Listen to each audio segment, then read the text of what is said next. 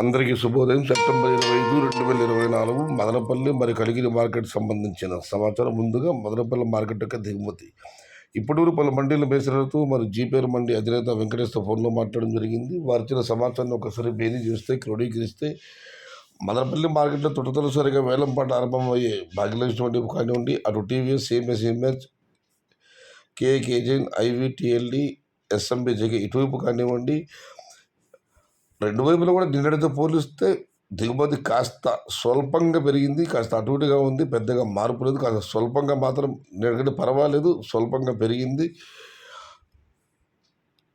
నిన్న మీకు అందరూ తెలిసి టాప్ అండ్ టాప్ 1250 రూపాయలు ఉండడం జరిగింది. మరి వాళ్ళు చూడాలి దిగుమతి నిన్నట్లాగా ఇంచుమించు కాస్త స్వల్పంగా పెరిగింది. ధరలు ఎలా ఉంటాయి, ఏ మేరకు ఉంటాయి. ఇక కలికిరి మాట విషయానికి వస్తే కలికిరి మార్కెట్ విఐపి మండి అధినేత అక్బర్ గారు ఇచ్చిన సమాచారం మేరకు దిగుమతి నుంచి పోలిస్తే పెరిగింది. ధర కూడా ఇంచుమించు నిన్నటి ధరలే, పెద్దగా మార్పు లేదు.